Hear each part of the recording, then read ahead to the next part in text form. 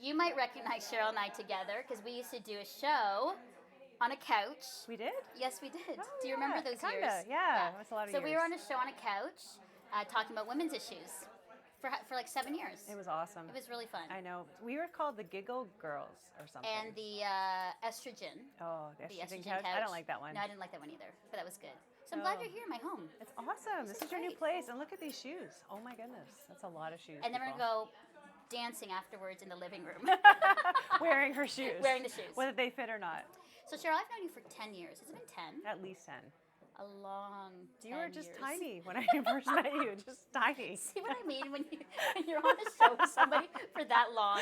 This is what happens. The teasing. I know. That's what good friends are for. Because we've been through a lot. We a lot have. of different things and seasons. More than they'll ever know.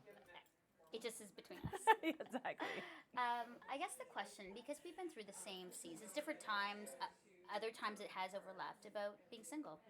And I find that when I go out and speak, and I think for you, a lot of people ask about singleness, how to deal with it, what are sort of the hope markers for it. What would you say? Because I think as you get older, people ask. Is the older thing like directed at me? No, I didn't. Okay. As good. we get more mature, how's that? Yes, Refrain? more mature. We're confronted with that, and we have to face those realities. Mm-hmm. What are your thoughts about that?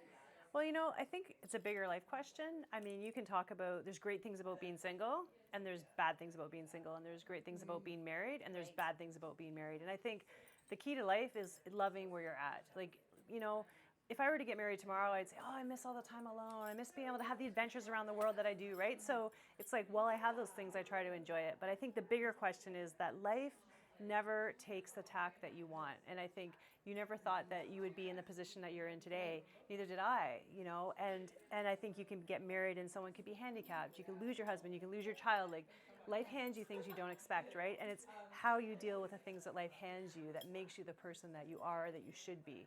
So for me, it's like, yeah, my story didn't turn out the way that I thought it would, but I don't want to spend time being desperate or depressed about it.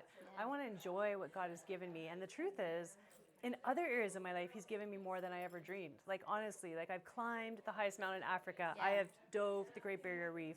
I have been able to help people and advocate and meet people that are so wise and so inspiring. And it's, honestly, Melinda, it's more than I ever thought I would ever have. Awesome. That's really inspiring, Cheryl, because I think sometimes we think we write our own script and that's how it's going to go. It's like your own playwright, right? And then something happens, like for me, like a divorce or other things, and you're like, I have no control in this. But I do have control on how I choose to focus on something else or put all my Respond. energies or respond, right? Yes. So I think that's really good because a lot of people get stuck in it's not working the way I wanted it to. Yeah, this isn't what I thought it would be. Yeah. But it never is. Like, name one of your girlfriends that their life is what you thought it would be.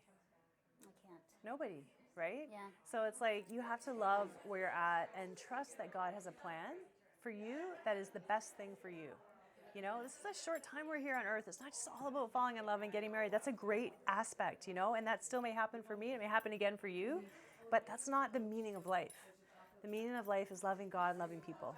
That's good, because I think for a lot of women, they'll be like, ouch, Cheryl, because that's what I've dreamed of. Like, my Prince Charming's going to come and rescue me, and then, I think, and then live happily ever after. He's going to be great. He's going to have bad breath, and he's going to get on your nerves, and he's going to make you feel great. It's going to be everything, right? Yeah, exactly, right?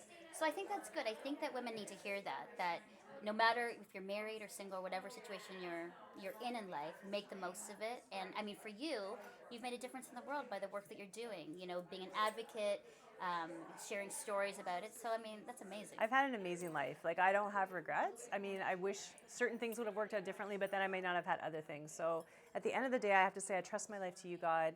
You're writing a story that I don't even know what it's going to be, but it's already better than what I thought, Awesome. And trust him with that. God's story.